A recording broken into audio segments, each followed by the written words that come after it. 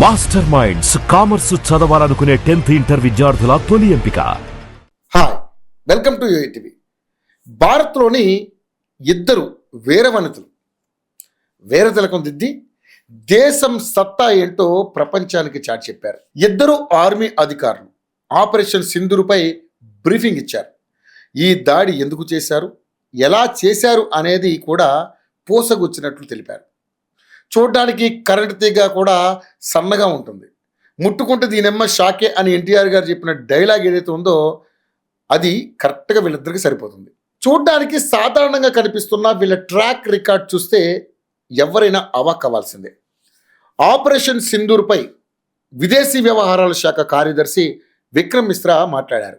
ఇదే ప్రెస్ మీట్లో ఇద్దరు మహిళలు, ఒకరు ఆర్మీ, మరొకరు ఎయిర్ ఫోర్స్ యూనిఫామ్లో అటెండ్ అయ్యారు. ఆపరేషన్ సింధూర్ సక్సెస్ ఒక ఎత్తు అయితే ఈ ఇద్దరు మహిళలు ఎవరనేది మరో ఎత్తు.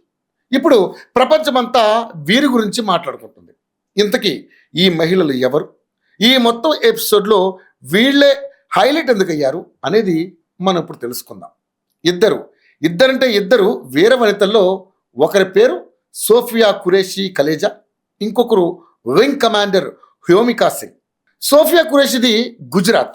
ఈమె తాత భారత్ సైన్యంలో సేవలు అందించారు. తండ్రి కూడా కొన్ని సంవత్సరాల పాటు సైన్యంలో పనిచేశారు. ఈ నేపథ్యంలో సోఫియాకు చిన్నతనం నుంచే సైన్యం అంటే అనుబంధం ఏర్పడింది. 1999లో ఆఫీసర్స్ ట్రైనింగ్ అకాడమీ ద్వారా సైన్యంలోకి అడుగుపెట్టారు. భారతదేశంలోనే వివిధ ప్రాంతాల్లో, ముఖ్యంగా తీవ్రవాద వ్యతిరేక ప్రాంతాల్లో సిగ్నల్ రెజిమెంట్స్లలో సేవలు అందించారు. సోఫియా ఖురేషీ సాధారణ అధికారి కాదు. ఆమె భారత సైన్యంలో సిగ్నల్స్ కార్ప్స్లో కల్నల్ ర్యాంకులో ఉన్నారు. ఇక 2016 మార్చిలో ఆమె ఎక్సర్సైజ్ ఫోర్స్ 18లో సైన్య బృందాన్ని నడిపిన మొదటి మహిళా అధికారిగా చరిత్ర సృష్టించారు.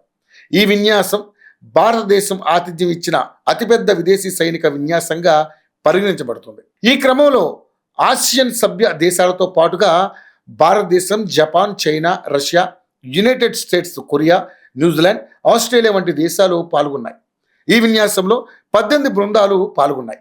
వీటిలో సోఫియా ఖురేషీ ఒక్కరే మహిళా అధికారిగా బృందాన్ని నడిపారు. ఇక వింగ్ కమాండర్ హ్యోమికా సింగ్, ఈమె ఎయిర్ ఫోర్స్లో పనిచేస్తున్నారు. యుద్ధ హెలికాప్టర్లు నడపడంలో ఎక్స్పర్ట్. 2500 గంటలకు పైగా యుద్ధ విమానం నడిపిన అనుభవం ఈమెకుంది.